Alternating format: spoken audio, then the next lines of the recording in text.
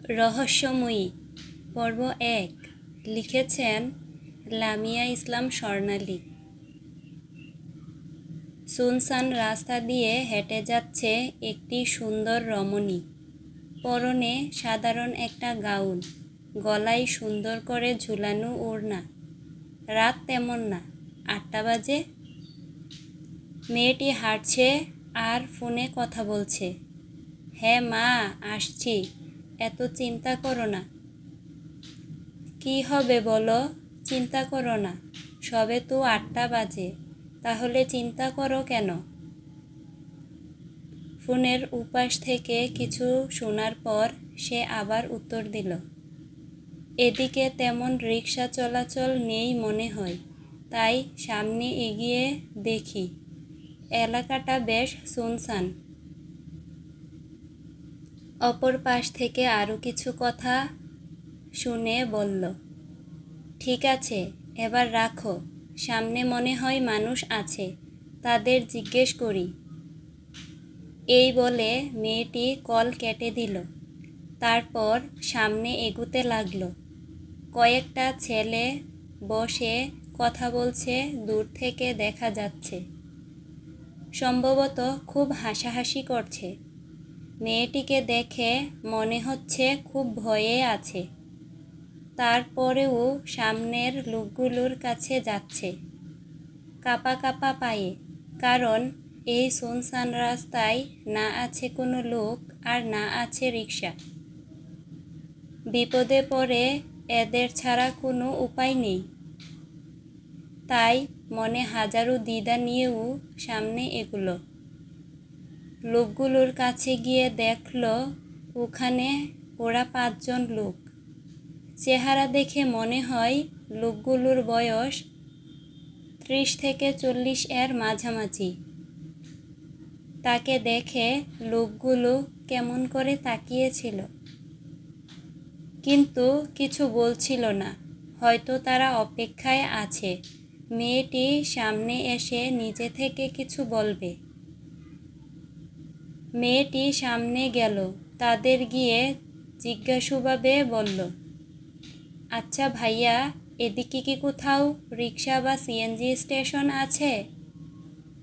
লোকগুলোর মধ্যে একজন বলল, তা এত রাতে একা একা কোথায় যাও সুইটি? নাকি আসলে প্রেমিকের কাছ থেকে? তা আমাদের কাছে থাকো কিছু সময়, আমরা খুব সুন্দর সুন্দর কথা বলবো, গল্প করব। বলেই লোকগুলো সবাই মিলে হু হু করে হেসে দিল। মেয়েটি তাদের হাসি দেখে মনে হয় ভয় পেয়ে গেল। সে আর কিছু শোনা আশা না করে ওখান থেকে চলে যেতে লাগলো। কিন্তু এর মধ্যে তাদের একজন মেয়েটির হাত খপ করে ধরে ফেলল আর বলল, কি শোনা, প্রেমিকের কথা ভালো লাগে আর আমাদেরটা ভালো লাগে না? কোথায় যাও, আসো, আমরা একটু গল্প করি, সাথে আরও অনেক কিছু করব। বলে লোকটি বিচ্ছিরি হাসি দিল। তার সাথে সবাই হু হু করে হেসে দিল। মেয়েটি লোকটার হাত ছাড়ানোর জন্য খুব মুচড়ামুচড়ি করলেও হাত ছাড়াতে পারল না। সবাই মিলে মেয়েটিকে নিয়ে গেল আরও সুনসান এলাকায়, যেখানে কোনো আলো নেই। তাহলে কি মেয়েটির আজই শেষ দিন? মেয়েটি কি নিজের সব অজান্তেই হারাবে? নেমে আসলো একটি বিদঘুটে কালো রাত, যেখানে আছে শুধু নৃশংসতা, না আছে মায়া আর না আছে কোনো আবেগ, আছে শুধু কিছু মানুষরূপী জানোয়ারের ক্ষুধা। সকাল 7:05 বাজে। ঘুমু ঘুমু চোখে ওয়াশরুমে গিয়ে ব্রাশে পেস্ট লাগিয়ে আয়না দেখে দেখে ব্রাশ করছে। তাড়াহুড়ো নেই, খুবই ধীরে সুস্থে করছে। ব্রাশ করে মুখ ধুয়ে বের হয়ে একটা সুন্দর মেহেদি কালারের জামা নিয়ে আবার ওয়াশরুমে চলে গেল। 10 মিনিট পর ওয়াশরুম থেকে বের হয়ে আয়নার সামনে দাঁড়িয়ে হালকা পরিপাটি হলো। সময় 7:30। শহরে সুনসান এলাকার ময়লার ডুবাই পাওয়া গেল মানুষের হাত, কান, চোখ। শরীরের বাকি অংশগুলোর খোঁজ চলছে। পাওয়া মাত্র তাদের বাড়ির লোকের সন্ধান করা হবে। দেখে মনে হচ্ছে কেউ খুবই নৃশংসভাবে হত্যা করেছে। জানা যায়নি কে বা কারা করলো এমনটা।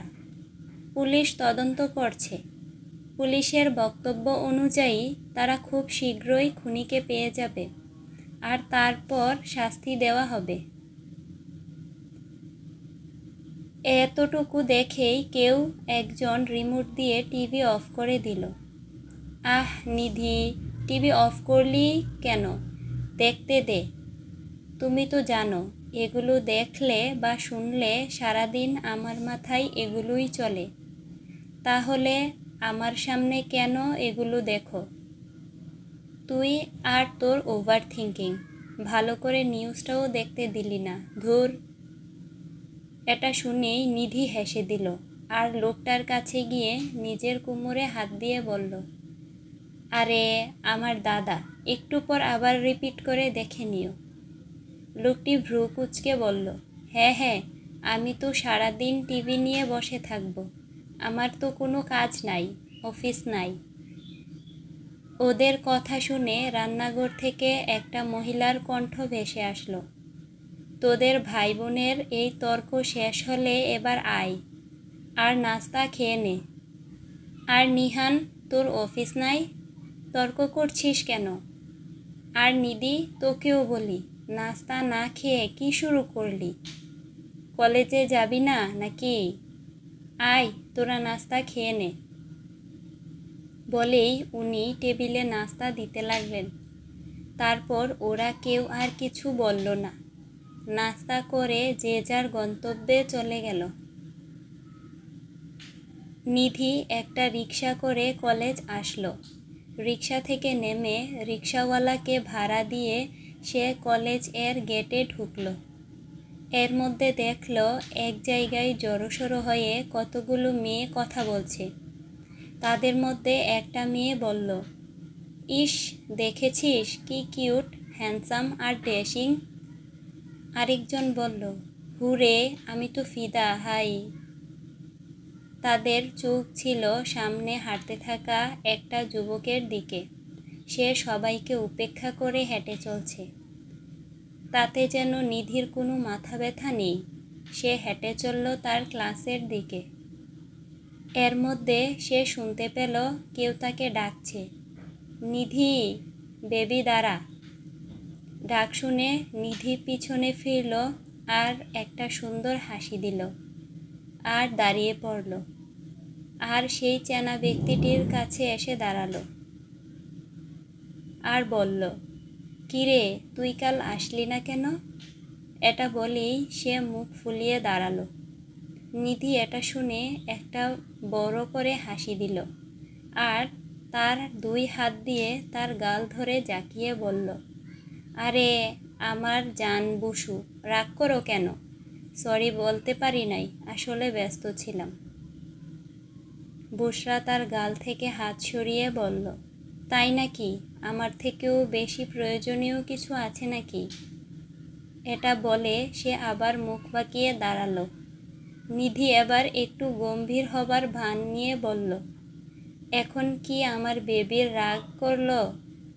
তাহলে রাগ ভাঙাতে হবে। কি করা যায়? এটা বলে সে একটা আঙ্গুল দিয়ে জ্ঞানী ব্যক্তির মতো গালে ধরল।